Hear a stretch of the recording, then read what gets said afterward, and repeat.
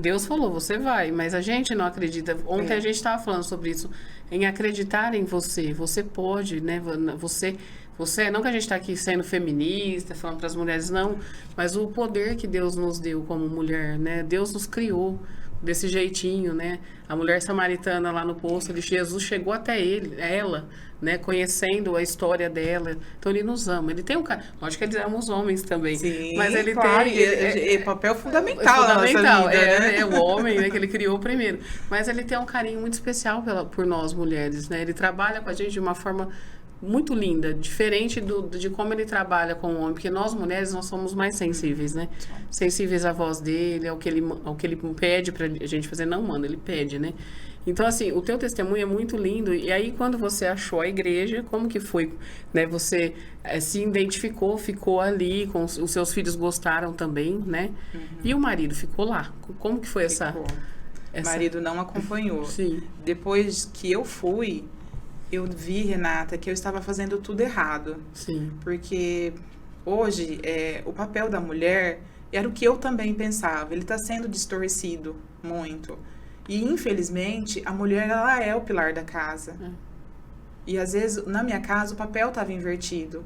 O meu esposo estava sendo a mulher e eu estava sendo o homem. Eu estava saindo para caçar e ele ficava em casa. Fazendo outras coisas que não era do papel dele, que deixava ele menos homem, vamos dizer assim. Sim. Então, eu sei que algumas casas também passam por isso. Mas quem tem que virar o jogo, lógico, é os dois juntos, mas é a mulher o poder. Sim. O poder é meu, de mudar a educação dos meus filhos, de falar, opa, eu tô errando, volta pra cá. Isso aqui não tá certo. A decisão é nossa. De fazer o que um homem coloca dentro de casa, prosperar, é tua. Por isso que eu falei que você é a administradora da tua casa. Porque se você não administrar o que você compra, não administrar o que você come, como que você vai fazer aquele alimento dentro da sua casa prosperar? Você é administradora. Sim.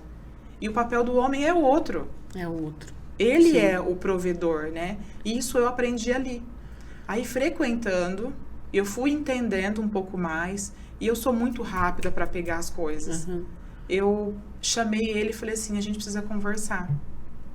Eu tô errada nisso. E você, eu acho que nisso. Vamos tentar diferente? Porque dessa forma nós nunca tentamos. Falei, você trouxe a bagagem da tua família. E eu trouxe a bagagem da minha família. Sim. E nós nunca conversamos sobre isso. Então, eu quero fazer algo diferente. Vamos tentar assim. Aí a gente voltou. Eu não voltei para minha casa, eu continuei aonde eu estava. E eu continuei indo. E ele não foi. Ele veio morar, a gente foi morar juntos, mas ele não foi para a igreja. Mas todos os domingos eu me arrumava meus filhos e eu ia. E ele ficava assistindo o jogo, tomando a cervejinha dele, aquela desculpa para não ir. Mas eu ia. E um belo de um dia ele se trocou e foi comigo. E desde quando ele foi, ele não faltou um domingo mais. E aí, juntos, a nossa vida tem transformado muito, mas é muito mesmo. Graças a a vida Deus. Pessoal, a vida financeira, tudo tem Graças mudado. a Deus. Eu vejo, né, quando eu vi a Paty, porque eu imaginava que a Paty ia estar ali, né, e com o esposo, os filhos, eu falei, nossa, e até, eu vou falar aqui, vou abrir um parênteses, que eu levei um amigo meu, o César, quero mandar um beijo pra ele, César Maciel, um amigo, assim, de datas. Logo nós temos projetos juntos também. E o César viu, ele foi e ele olhou, Renata, a Paty ali? Eu falei, eu não acredito, se a Paty tá aqui, meu Deus. Eu falei, mas por que ele falou isso? Não sei, né? E você contou o testemunho que você... Nós não estamos aqui falando de religião, tá? Mas a Paty, ela ficou um tempo no centro espírita, Sim. deu passe, né? E é o que você falou, você jamais entraria numa igreja cristã, né? Sim. Então o César te conheceu dessa época, ele falou, nossa, tipo, como, né? Ela tá aqui hoje, né? Ele ficou até impressionado. E hoje eu falei pra ele, eu vou entrevistar a Paty. Ele falou, não acredito. Então, assim, o seu testemunho, eu tenho certeza que muitas mulheres que chegam ali no seu salão, Porque, gente, a Paty tem um salão lindo, depois a gente vai falar sobre isso. Você é muito bem acolhido, só que esse acolhimento, eu sei que você sempre teve, desde lá atrás. Só que hoje eu senti a diferença. Você o amor, sentiu? você sente o ambiente que você tá ali diferente, um ambiente de paz, de amor, de acolhimento. Né? Isso é muito bacana. E hoje o seu esposo vocês estão lá em famílias, né? Os filhos. Estamos. As crianças gostam, vão para a escolinha, que a escolinha também. Mas uma coisa que você me falou ontem, todos os podcasts eu repito isso, porque todos os entrevistados falam a mesma coisa. Você disse que a sua mãe foi para a igreja, né? Foi. Sua mãe foi para a igreja e sua mãe orava por você, Paty. Eu tenho certeza, porque você é fruto de oração. Eu sempre falei, quando uma mãe ora pelo um filho e ensina ele no caminho, ele nunca vai se esquecer. Então, você é fruto da oração da sua mãe. Com certeza, você falou, se minha mãe pudesse ver, ela ficaria feliz de me ver hoje no caminho, né? Amém, eu tenho certeza. E essa coisa que você falou, a gente estava falando sobre... Você falou uma coisa muito interessante, sobre o casamento. A gente não... Quando a gente casa, você traz uma bagagem e ele trouxe outra. Né? Fala um pouquinho disso. O que você teve esse entendimento, né? De repente, para a mulher que está nos ouvindo, que a gente já está falando muito da mulher. Sim. O que você poderia deixar para essa mulher, de repente, ter paciência? Eu sei também, a gente passa, né? Sim. Não é fácil, né? Então, às vezes, a gente traz uma bagagem. Você falou, eu estava errando em muitas coisas. Que, de repente, um erro que você falaria para a mulher que está nos assistindo? Não cometa esse erro, faça assim. Dá uma dica, né? O maior erro que eu acho que a gente comete é a gente falar demais e a gente cobrar demais. O meu esposo e seu esposo, eles não são nossos filhos. Eles são homens e a gente tem que deixar ele ser homem. Como que eu fiz? Se ele não fizesse, eu também não fazia. Se ele não tomasse atitude, eu também não ia tomar. E isso eu coloquei para mim como meta. Eu posso ficar faltando alguma coisa ali, mas se ele não tomar atitude de fazer, eu não vou fazer. E parei de falar. Parei de cobrar, porque você tem que ser assim, porque você tem que melhorar. Eu parei. Eu via, e aquele impulso vinha, Renata, para eu falar, para eu fazer, mas eu não fazia. Sim, eu parei, eu falei, não, eu prometi que eu não ia falar. Eu prometi que eu não ia falar. Quando eu parei de falar, quando eu parei de cobrar, e porque você se torna chata, ele começou a aparecer. Ele começou a subir, ele começou a se posicionar. Sim. Então, tudo aquilo que eu julgava, porque você não faz isso pra mim, porque você não me elogia, porque tudo isso era uma carência minha que eu trouxe do meu relacionamento com minha mãe. Sim. Porque aquela falta que você tem lá atrás, você traz pro seu relacionamento. E aí você acha que o seu marido tem que repor essa carência pra você. Isso é um problema que é meu, não é dele. Eu é que tenho que cuidar da minha carência. Ele é meu esposo. Ele tá ali pra gente junto das mãos e crescer. Ele não tá pra ficar suprindo uma carência emocional que eu tinha. E eu depositava tudo isso nele. Sim. Só que eu descobri isso ali, sim, mas eu já tinha estudado. Mas quando eu cheguei ali e eu fui ouvindo a palavra, Renata, é um quebra-cabeça que foi assim, plim, plim, plim, plim. Foi montando. Isso. E uma coisa que eu aprendi a fazer na minha vida, mulher, que eu espero que você faça, é declarar na sua vida o que você quer. É declarar na tua vida o que você deseja e sair da situação. Porque eu vivi um período que eu falei assim, chega, eu trabalho tanto e ele trabalha tanto, ele ganha bem e eu também ganho bem e as coisas aqui em casa não prosperam.